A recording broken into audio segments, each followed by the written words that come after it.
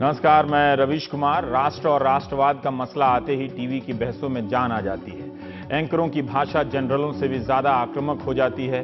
Office में boss और सड़क पर ट्रैफिक से जूझते हुए घर पहुंचने के बाद आपको भी टीवी पर कुछ तो गर्मा गर्म चाहिए। कुछ चाहिए कि ये तलब शिक्षा या चिकित्सा जैसे विषयों की चर्चा से कहां पूरी होगी। एक सर के बदले 50 सिर का नारा सुनते ही आप में जान आ जाती होगी। पत्रकारों में भी भय समा गया है, उनसे कोई पूछ नहीं रहा है, फिर भी वो ट्वीट कर अपने राष्ट्रवाद का प्रदर्शन करने लगते हैं, जबकि उन्हीं चैनलों पर दिन भर कई ऐसे कार्यक्रम चलते रहते हैं जिनका संबंध राष्ट्र निर्माण से कितना है आप बेहतर समझते हैं। पत्रकारिता से निराश होते दर्शकों के बीच सेना, सीमा और पाकिस्तान एक बहुत अच्छा मौका देता है अपनी साख का लाइसेंस नया करने का।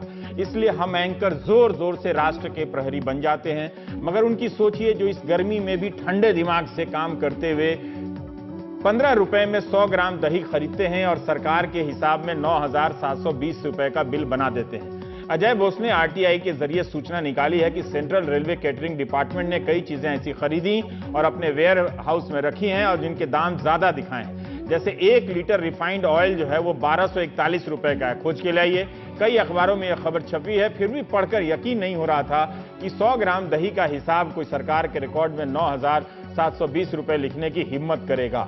टीवी चैनलों की भाषा में बात की जगह बारूद की मांग है। एक सर के बदले 50 सर का ऐलान है। कब तक सहेगा हिंदुस्तान जैसे जुमले देखकर संपादक की शर्मिंदगी समझ आती है। वो भूल गया होगा बेचारा कि सर्जिकल स्ट्राइक के वक्त उसे कितना गर्व हुआ था। हम पत्रकारों को सही में किसी दवा की जरूरत है। शायद बाबा रामदेव के अत्याधुनिक लैब में इसकी कोई दवा निकल आए। आज भारत के मिलिट्री ऑपरेशन के महानिदेशक ने पाकिस्तान के मिलिट्री महानिदेशक से हॉटलाइन पर बात की। इस बातचीत के बाद जो प्रेस रिलीज दी गई है उसकी भाषा में टीवी चैनलों की बारूदी भाषा की तरह नहीं दिखता है। प्रेस रिलीज में कहा गया है कि भारत की सेना के डीजीएमओ ने कृष्णा घाटी सेक्टर में 1 मई को हुई घटना पर गंभीर चिंता जाहिर की है। यह सबसे कड़ा शब्द है, गंभीर चिंता। इसी जगह पर नियंत्रण रेखा के भारतीय हिस्से में पाकिस्तान की टुकड़ी ने घुसकर भारतीय गश्ती दल पर हमला किया और 2 जवानों के शवों को क्षत विक्षत कर दिया। पाकिस्तान की सेना ने पीछे से पूरा सपोर्ट दिया। भारतीय सेना के डीजीएमओ ने नियंत्रण रेखा के करीब पाकिस्तान की बैट ट्रेनिंग शिविरों की मौजूदगी पर भी चिंता जताई है। यह दूसरा लेवल है, गंभीर चिंता के बाद चिंता। डीजीएमओ ने यह भी जता दिया कि ऐसी अमानवीय कार्रवाई किसी भी शालीनता सभ्यता के पार है और यह कड़ी निंदा और माकूल जवाब के लायक है। जिन्हें इस मसले से निपटना है उनकी भाषा में गंभीर चिंता चिंता है। जिन्हें इस मसले से नहीं निपटना है उन एंकरों और चैनलों की भाषा देखिए। क्या आपको अपनी सरकार में वाकई भरोसा नहीं है कि वो कुछ भी नहीं करेगी? क्या सरकारों को अब टीवी चैनलों के बनाए बदहवास और पागल जनपद के जनमत के अनुसार चलना चाहिए? पाकिस्तान ने जो किया है उसका ना तो बचाव किया जा सकता है, ना चुप रहना चाहिए। भारत पाकिस्तान संबंधों में ऐसे पड़ाव हर महीने 2 महीने बाद आ जाते हैं, जहां पहुंचकर कई बार समझ नहीं आता कि अब क्या किया जाए और क्या हो सकता है। यही वजह है कि हम एंकर बड़बड़ाने लगते हैं, टीवी तो बन जाता है और हमारी राजनीति भी टीवी की जुबान में बात करने लगती है। टीवी आपके नेताओं को ही नहीं लड़वा रहा, आपको भी वैसा ही बना रहा है। ऐसी हरकतें तो युद्ध में भी नहीं हुआ करती और निश्चित रूप से शांति में तो कभी नहीं होती। फुल टाइम डिफेंस मिनिस्टर होगा तभी तो फुल टाइम स्ट्रैटेजी होगी। पार्ट टाइम स्ट्रैटेजी की part time statements. Government must give free hand to the army to handle it in their own way. हमारी सेना और फौज के ऊपर पूरा भरोसा है कि इसकी जो प्रतिक्रिया उनको करनी पड़ेगी वो करेंगे और जो ये बलिदानी हमारे 2 सिपाहियों की है ये व्यर्थ नहीं जाएगी। हमारा आग्रह है सरकार को कि आप चूड़ियां उतारिए, कुछ करके दिखाइए। देश प्रभावी रूप से इसका उत्तर पहले भी दिया है और जब सेना ने स्पष्ट कहा है कि इसका उचित और प्रामाणिक उत्तर दिया जाएगा तो हमें सेना के साहस पर विश्वास करना चाहिए। मुझे याद है कि जब हेमराज का सर कटा था, आपको याद होगा, तो सुषमा जी ने क्या कहा था? 1 से बदले 10। प्रधानमंत्री जी से पूछना चाहते हैं 2 के बदले कितने? During my time, it happened 8 years only once. Now it is already 3 times. आज का समय राजनीतिक बहस और आरोप प्रत्यारोप का नहीं है। पूरे देश को एक स्वर में बोलने की जरूरत है। आप हेमराज के घर जाकर देखिए, तब कितना मजमा लगता था, और अब उसके परिवार वाले, उनके परिवार वाले बता देंगे कि अब कौन लौटकर दोबारा आया। एंकर नेताओं को लड़ा भी रहे हैं और बोल भी रहे हैं कि जब तक शहीदों की चिता जल रही है तब तक राजनीति नहीं होनी चाहिए। आप उस एंकर की भाषा में इस राजनीति की मासूमियत देखिए। यूपीए बनाम एनडीए के समय में आतंकवादी हमलों और जवाबी कार्रवाई के आंकड़े उभर आए हैं।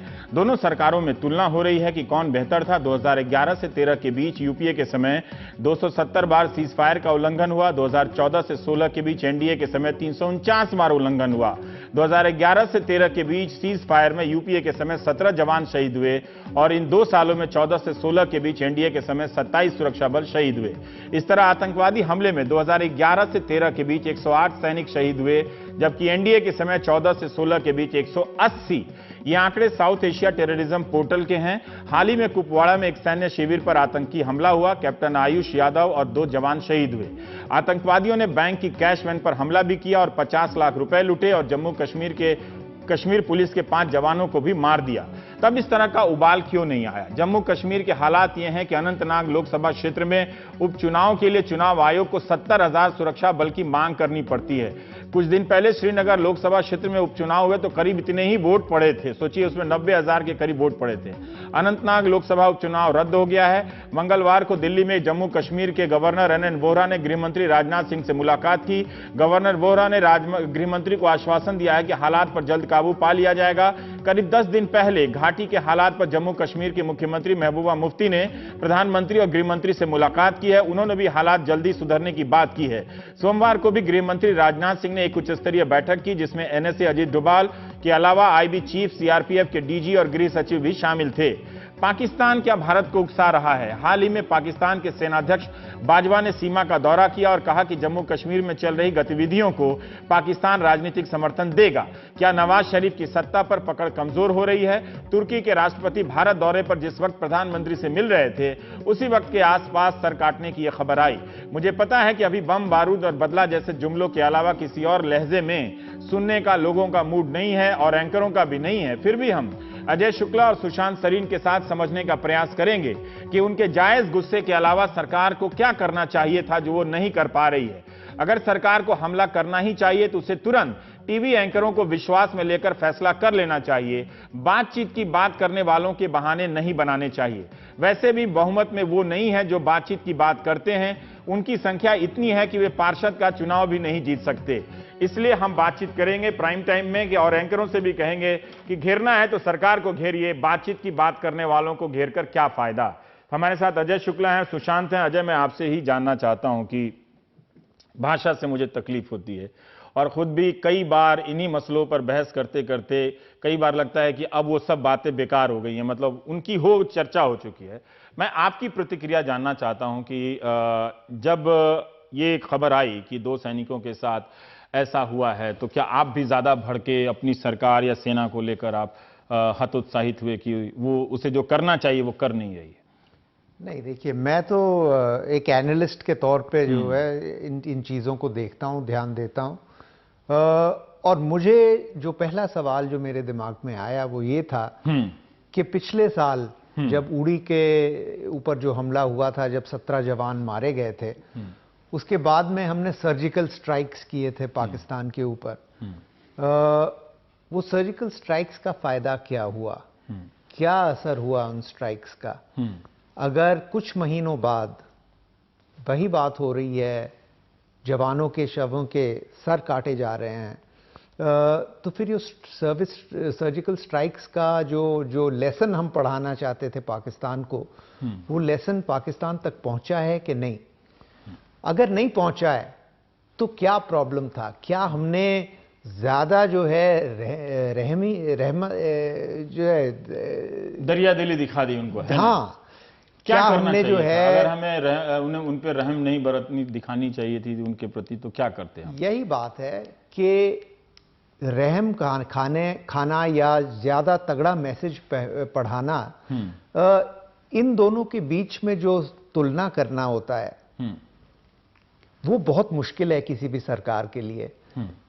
कितना जोर लगाया जाए, कितने दम के साथ हमला किया जाए पाकिस्तान के ऊपर? अगर ज्यादा जोर लगाया जाए तो पाकिस्तान का जवाबी हमला भी आएगा, वो एस्केलेटरी स्पाइरल जिसे बोलते हैं, मामला गंभीर होता जाता है, एक दूसरे के ऊपर हमला बढ़ते जाते हैं। कई लोग इस तरह के हैं कि इसकी चिंता नहीं करनी चाहिए, युद्ध हो ही जाना चाहिए। मैं देख रहा था सोशल मीडिया पे युद्ध तक पहुंचना एक मतलब बात वही है। भाषा है कि उसी तरह से घुसकर लाहौर तक पहुंच जाना चाहिए। जिस तरह रवीश, जो लोग बॉर्डर से जितना दूर रहते हैं उतना ज्यादा वो चाहते हैं कि युद्ध हो जाए। जो बॉर्डर के नजदीक रहते हैं और जो सैनिक जो बॉर्डर पे काम करते हैं और जो युद्ध लड़ेंगे, वो बड़ी गंभीरता और सोच के साथ जो है इन बातों पे नजर अपनी डालते हैं।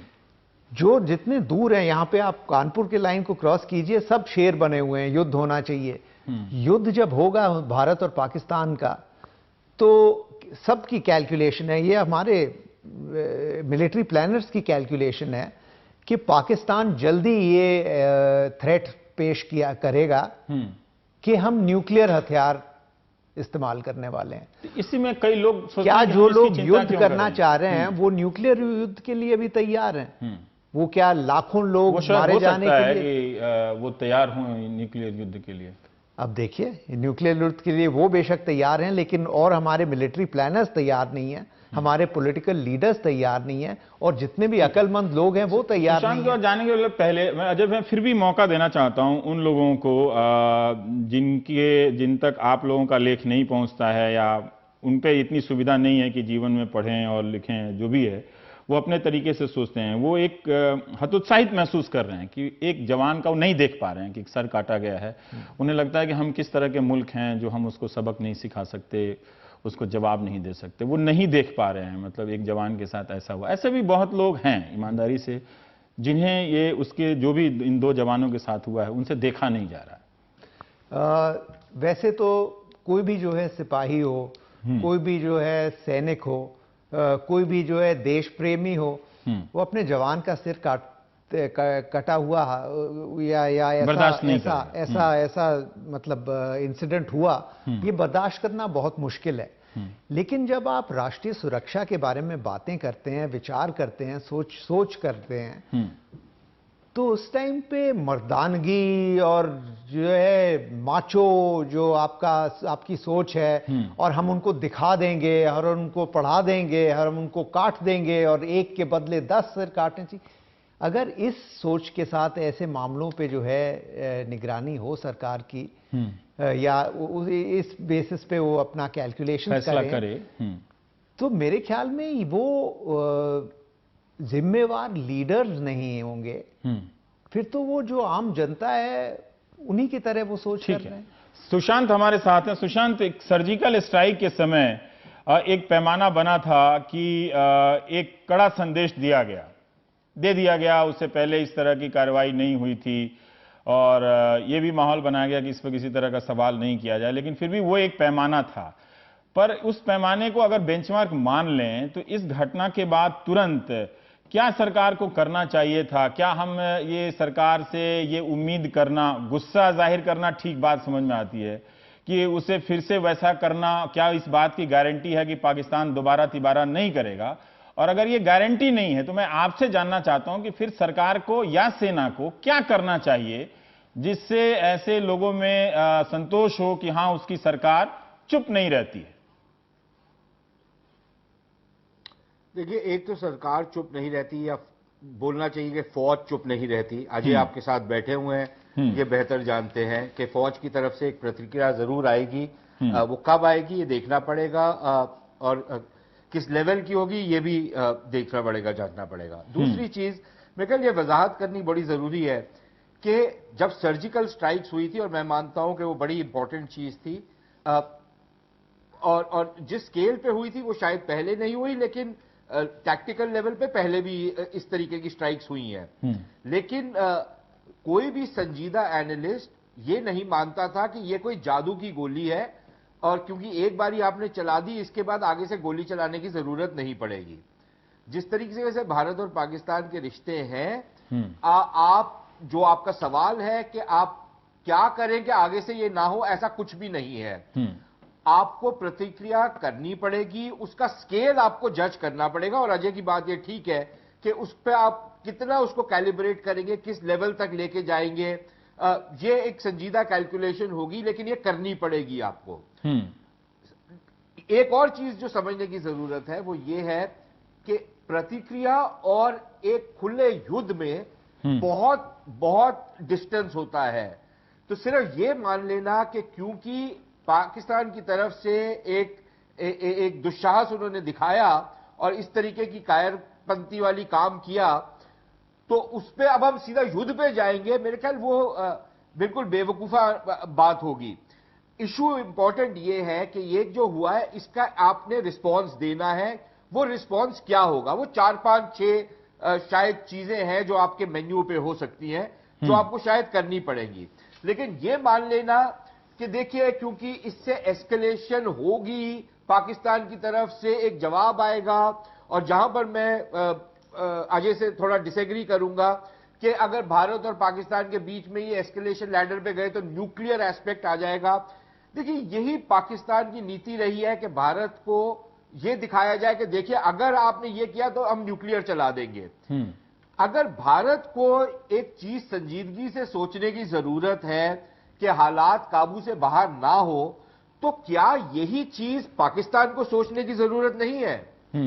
ये कहां लिखा है कि ये जो जिम्मेदारी है ये केवल भारत की है कि हालात काबू से बाहर ना हो, और पाकिस्तान के पास एक खुला छूट है कि वो जो करना चाहे वो कर ले, और फिर भारत एक रिस्पॉन्सिबल तरीके से उसको डील इसीलिए तो करेगा। शायद हालात टालने की बात, ये जो इक्वेशन है, हाँ ठीक है, आप बात पूरी कर लीजिए। इसको बदलना पड़ेगा, नहीं तो आप हरदम रिस्पॉन्स ही करेंगे, आप प्रोएक्टिव कोई स्ट्रैटेजी नहीं बना पाएंगे।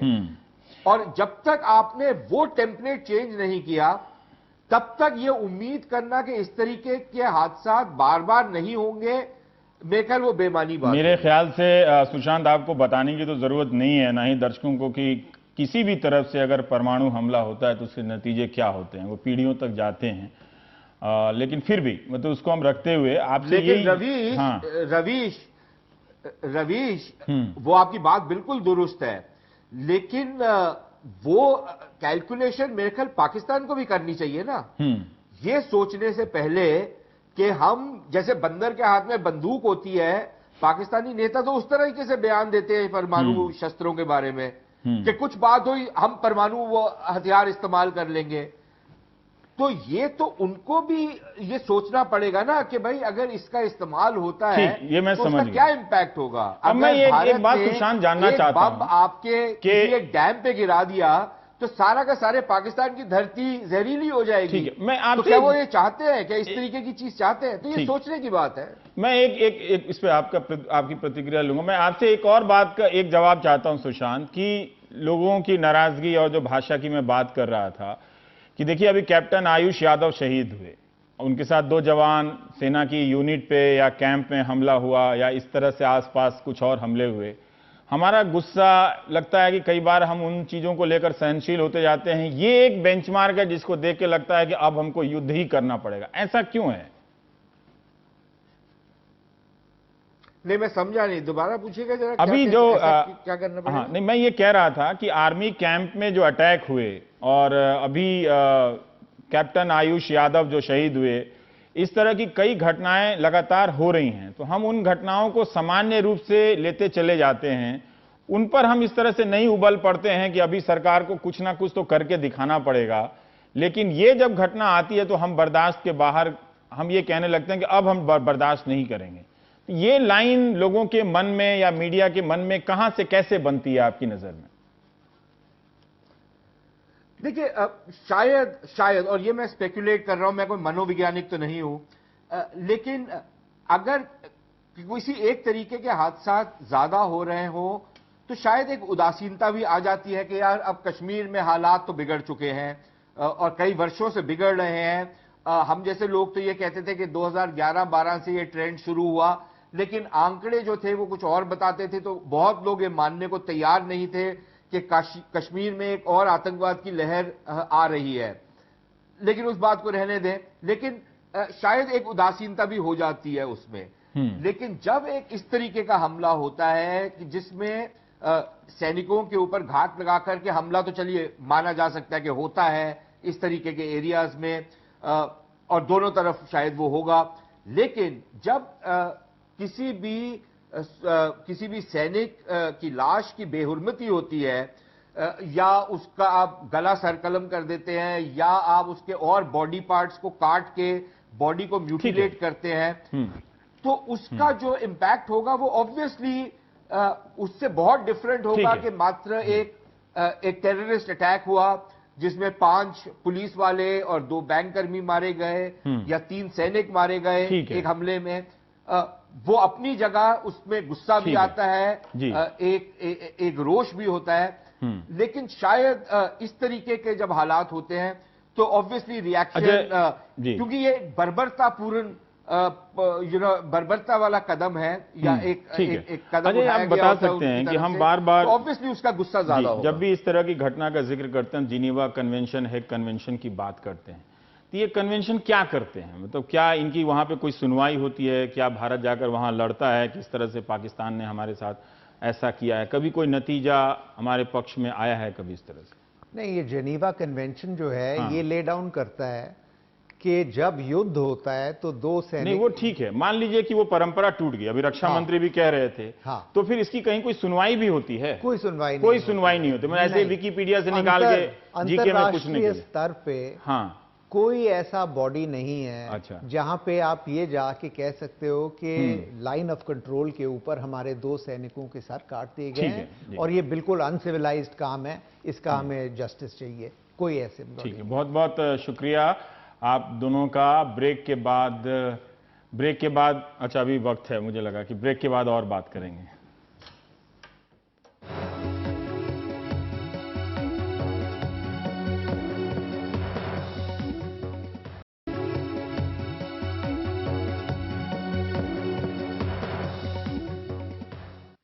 अजय, मैं सुशांत का सवाल आपके पास रखना चाहता हूं कि पाकिस्तान क्यों ना इस बात की चिंता करे कि भारत परमाणु क्षमता का इस्तेमाल कर सकता है, इस बात के बावजूद जो सर्जिकल स्ट्राइक भारत ने किया था, जो अपनी तरफ से प्रतिक्रिया दी थी, तो वो उन्हीं परमाणु हथियारों के इस्तेमाल के खतरों के बीच ये तो कदम तो उठाया ही था भारत ने। तो ऐसा भी नहीं कि मुझे नहीं लगता कम से कम कि हम बहुत ज्यादा इस बात पे सोचते भी हैं। देखिए, जो सर्जिकल स्ट्राइक की कार्रवाई थी वो बहुत ही लो लेवल की कार्रवाई थी, छोटे लेवल की कार्रवाई थी, ज्यादा पाकिस्तान को चोट पहुंचाने वाली कार्रवाई नहीं थी। परमाणु हथियारों का इस्तेमाल तब होता है जब एक देश की फौजें जो हैं पूरी तरह कोलैप्स कर रही हैं, जब वो देश के अंदर बाकी दुश्मन की फौजें जो हैं आ चुकी हों, हो सकता है देश के कैपिटल सिटी या कोई बहुत बड़े शहर के ऊपर हमला करने जा रहे हों, और जो देश का जो इंटेग्रिटी है वो पूरी तरह बर्बाद हो रहा है। अब सर्जिकल स्ट्राइक के बीच में और ऐसे हालत के बीच में बहुत बड़ा गैप है, जो कि सुशांत भी बोल रहे थे, और उस गैप के अंदर हमारा जवाब जो है आ सकता है। लेकिन बात यह है कि जब आप बेशक छोटे लेवल पे अपनी कार्रवाई शुरू करें, मामला छोटे लेवल से बढ़ता जाता है। तो करना क्या चाहिए? मतलब लोग आप लोगों से जानना चाहते हैं कि इस तरह से ये जो बार बार हमले की प्रवृत्ति है, ये कहीं ना कहीं, जैसे दुनिया के और मुल्क होते तो क्या होता? यही होता कि हमारे एक सैनिक की जान क्यों गई, तो उस एक जान को बचाने के लिए सरकारें जुट जाती हैं, हर तरह के विकल्पों का इस्तेमाल करती हैं। मैं देख रहा हूं कि 2.5-3 साल से यही एक विकल्प पर हम आ टिके हैं कि अब बातचीत मत करो, कोई दूसरा विकल्प मत करो, इसी पे लगे रहो।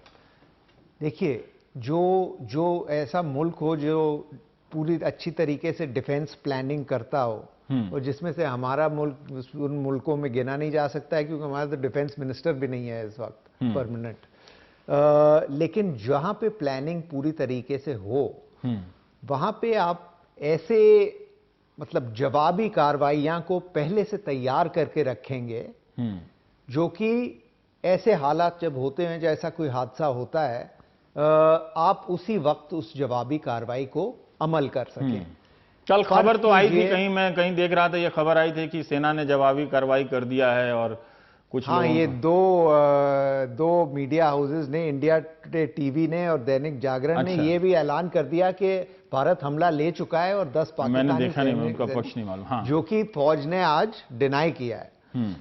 लेकिन जवाबी कार्रवाई फर्ज कीजिए ऐसी कार्रवाई ले सकता है, ऐसा रूप ले सकता है जैसे कि दुश्मन के नॉन टेररिस्ट कैंप के ऊपर, जहां जो नक्शे के ऊपर हमने पूरी तरीके से प्लॉट कर दिए हों, उनके ऊपर फौरन एयर स्ट्राइक्स जाए, या उनके ऊपर ये ब्रह्मोस मिसाइल जो कि हम सुनते रहते हैं कि इतना बड़ा वो एक विकल्प है, वो स्ट्राइक करें।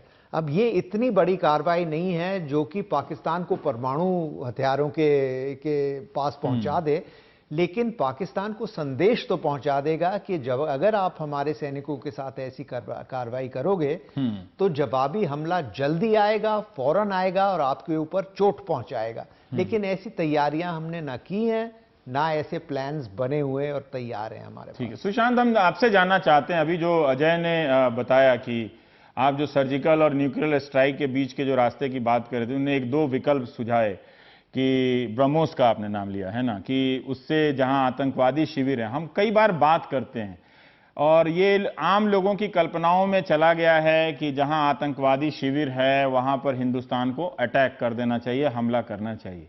क्या ये इतना आसान है हिंदुस्तान के लिए, उसके रेंज में है ये करना? आप उन दर्शकों को बता सकते हैं?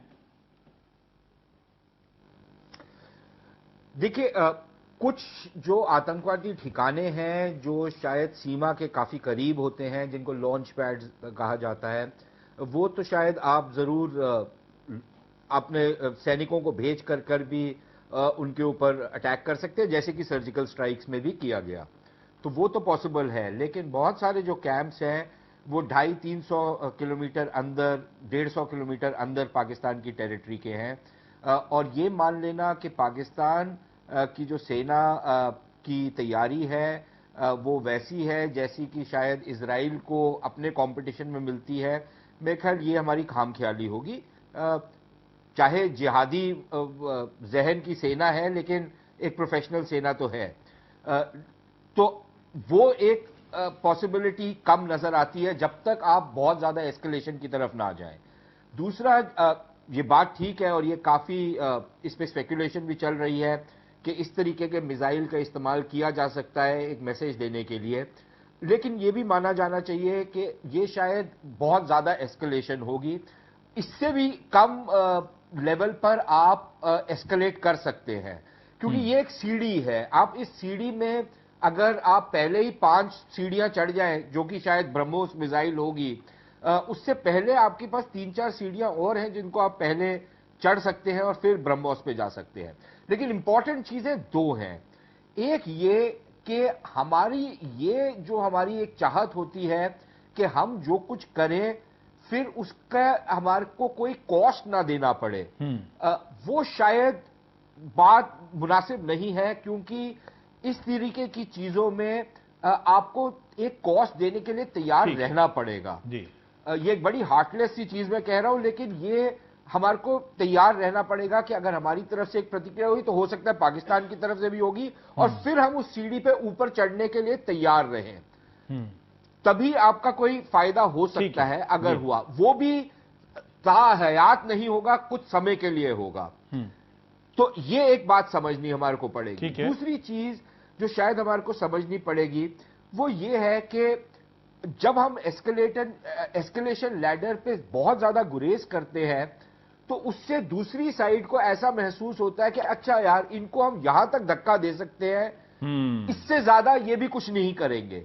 मेरे ख्याल वो जो उनकी अजम्पशन है वो उसको आपको चेंज करना पड़ेगा, वो चेंज तोड़नी पड़ेगी, क्योंकि वो एक अनसर्टेनिटी उनके दिमाग में भी रहनी चाहिए कि यार ये भी पता नहीं क्या कर जाएगा। बहुत बहुत शुक्रिया आपका सुशांत और अजय का शांति से बात रखने के लिए और सैन्य रणनीतियां हैं उनकी परिस्थितियों को समझाने के लिए।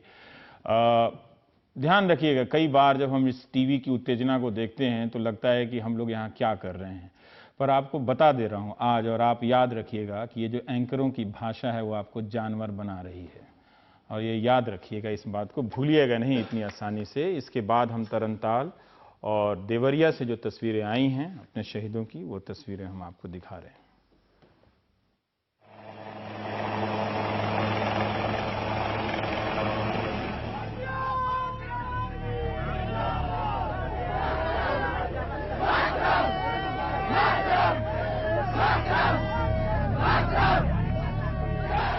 ਬਹੁਤ ਮਾਣ ਆ ਉਹਨੇ ਦੇਸ਼ ਬਦਲੇ ਸ਼ਹੀਦ ਹੋਇਆ ਵਾ ਇਸ ਚੀਜ਼ ਤੇ ਅਸੀਂ ਮਾਣ ਕਰਦੇ ਆ ਸਲੂਟ ਆ ਪਰਮਜੀਤ ਸਿੰਘ ਨੂੰ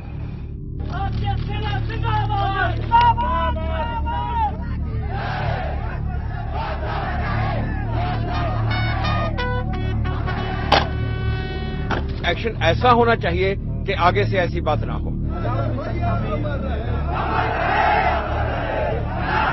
पापा हमारे शहीद हुए हैं तो हम एक सीट के बदले 50 सीट हम देंगे।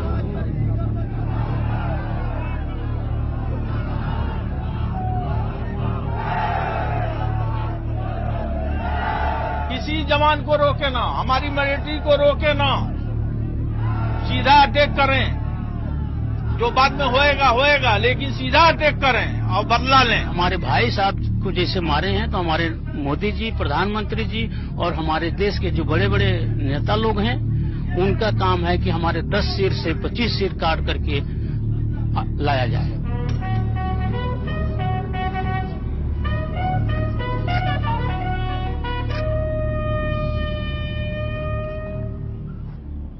मेरे पापा की पूरी ठट बड़ी चाहिए।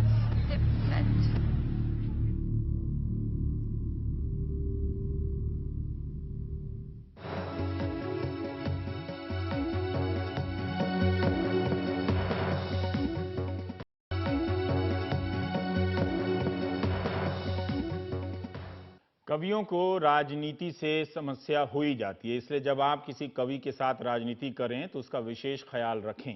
कोई पहली बार नहीं है जब मीडिया में कुमार विश्वास के आप से अलग होकर बीजेपी में चले जाने की अटकलें चल रही हैं, बल्कि इन अटकलों से कुमार का नुकसान ही होता होगा। बीजेपी में जाने की अटकलें कुमार को उन साधारण नेताओं की पंक्ति में ला देती हैं जो बहुत पहले आपसे बीजेपी में जा चुके हैं और अपने वजूद की तलाश कर रहे हैं। कुमार ने अपनी कविता या कविता की अपनी प्रतिभा को किसी नेता की बंदगी में कभी समर्पित नहीं किया। कुमार विश्वास की एक तरह से अपने आप में वो स्वतंत्र इकाई हैं, यही उनकी चुनौती भी है। आम आदमी पार्टी में वे अपनी स्वतंत्रता की लड़ाई लड़ रहे हैं या वहां से अलग होकर राजनीति की कोई नई धारा बनाएंगे या फिर समंदर हो चुकी भाजपा में नदी के छोटे सोते की तरफ विलीन हो जाएंगे।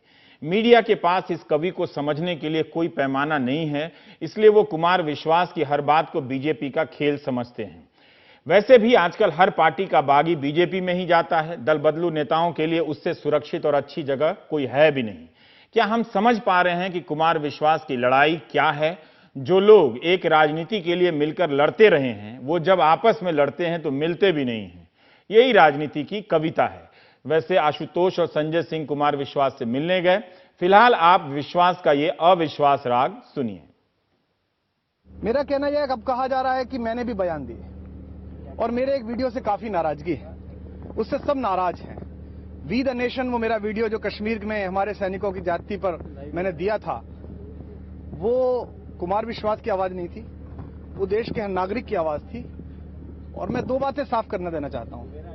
अगर देश की आवाज, राष्ट्र की आवाज आगे लाने के लिए मुझसे पार्टी, संगठन, कोई भी नाराज होगा, कोई सरकार, कोई व्यवस्था, तो मैं आवाज बंद नहीं करूंगा, मैं लगातार बोलूंगा। कश्मीर की बात होगी, सैनिक की बात होगी, शहीद की बात होगी तो मैं बोलूंगा। गलतियां अगर हमसे हुई हैं, हमने खराब मनोबल के समय पर आतंकवाद से लड़ती हुई भारतीय सेना के लिए ऐसा संदेश दिया जिससे गलत मैसेज गया, तो हमें कोर्स करेक्शन करना पड़ेगा। मैं जानता हूं ये बात किधर की तरफ जा रही है। अब पिछली बार की तरह की चीजें होंगी, गंदगी फैलाई जाएगी, चीटे फैलाए जाएंगे, इमेज टैनिश करने की कोशिश की जाएगी, बहुत सारी चीजें बताएंगे। लेकिन मैं बता दूं उन सब साजिशकर्ताओं को, इस आंदोलन के शरीर में लगे हुए उन सब घुनों को, दीमकों को, कि मैं आपको करने नहीं दूंगा। क्योंकि मैं 10 बार कह चुका हूं। परसों मैंने मनीष से कहा, अरविंद से कहा, पार्टी से कहा, आज आपके माध्यम से कह रहा हूं, जीवन में ना कभी चीफ मिनिस्टर बनना है, ना डिप्टी चीफ मिनिस्टर बनना है, ना पार्टी अध्यक्ष बनना है, ना कोई पॉलिटिकल पार्टी ज्वाइन करनी है, ना कोई स्वराज आंदोलन ज्वाइन करना है। मैं यहां इस काम के लिए नहीं आया था। मुझे पता नहीं आप क्या कर रहे हैं, पर मैं इस काम के लिए नहीं आया था। तो मैं ये कहना चाहता हूं कि मैं एक दिन में निर्णय ले लूंगा और मसला देश का होगा तो बोलूंगा, सेना का होगा तो बोलूंगा। और ये भी चेतावनी नहीं दे रहा, अनुरोध कर रहा हूं कि ऐसा कुछ मत करिए जिससे सड़क पर खड़े हुए कार्यकर्ता, जिसने आपके लिए नौकरी छोड़ी, जिसने चना खा के आपके लिए लड़ा, मैं फिर भी कुमार विश्वास रहूंगा, मुख्यमंत्री फिर भी अरविंद केजरीवाल रहेंगे, उप मुख्यमंत्री फिर भी मनीष रहेंगे। लेकिन वो कार्यकर्ता जिसको कोई नहीं जानता, जो पोस्टर चिपकाता था, जो आपके लिए लड़ता था, आप उस पर लात मत मारिए।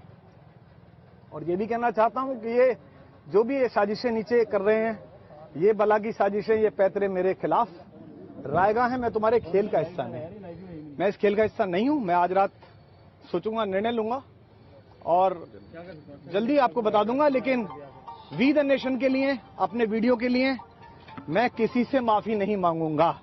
सैनिक के सम्मान के लिए, राष्ट्र के सम्मान के लिए मैं किसी से माफी नहीं मांगूंगा। कुमार विश्वास का मैंने बयान देखा था टीवी पे। वो मेरे बचपन के दोस्त हैं, मुझे वो बयान देख के बहुत दुख हुआ। उनसे किसी ने किसी भी बात पे माफी मांगने के लिए नहीं कहा है। अब कुमार इसको पर्सनल लड़ाई बना रहे हैं। वो बार बार कह रहे हैं कि ये पार्टी मैंने, अरविंद केजरीवाल जी ने, कुमार विश्वास ने खड़ी की, 3 लोगों ने खड़ी की। बिल्कुल गलत बात है। ये पार्टी देश में, विदेश में बैठे लाखों भारतीय कार्यकर्ताओं ने खड़ी की है, जो देश से प्यार करते हैं। ये उनकी पार्टी है, ये मेरी पार्टी थोड़ी है। ये उनकी पार्टी भी नहीं है, ये अरविंद केजरीवाल की पार्टी भी नहीं है, ये लाखों कार्यकर्ताओं की पार्टी है। इसको व्यक्तिगत लड़ाई नहीं बनाना चाहिए। उन्हें पार्टी के जो प्रॉपर प्लेटफॉर्म में बात रखने के लिए पीएसी में आना चाहिए। कल पीएसी में बुलाया गया था, उनको आए नहीं वो। मैं उनसे मिलने गया था कल, संजय भाई मिलने गए थे, परसों भी गए थे, कल भी गए थे। अरविंद जी ने उनसे 3-3 घंटे बैठ के बात की है अपने घर पे। उनको पीएससी में बुलाया, वो पीएससी में नहीं आए, टीवी पे बयानबाजी कर रहे हैं। मैं कहना चाहता हूं उनसे कि टीवी पे बयानबाजी से कार्यकर्ताओं का मनोबल टूट रहा है। ये कार्यकर्ता पुलिस से पिटे हैं, ये कार्यकर्ता जेल गए हैं। इन कार्यकर्ताओं का मनोबल इस बात को देख के टूटता है कि पार्टी के नेता पीएससी में बात नहीं करते हैं, टीवी पे बयानबाजी करते हैं। टीवी पे बयानबाजी से किसको फायदा हो रहा है, ये भी कार्यकर्ता समझ रहा है। टीवी पे बयान दे के किस पार्टी को, किन लोगों को, किस तरह के ताकतों को फायदा पहुंचाया जा रहा है, ये भी कार्यकर्ता समझ रहा है। तो मैं उनसे अपील करना चाहता हूं कि पार्टी के प्रॉपर फोरम पे आए, यहां के कार्यक्रम में पीएससी में अपनी बात रखें, उन्हें जो कहना है।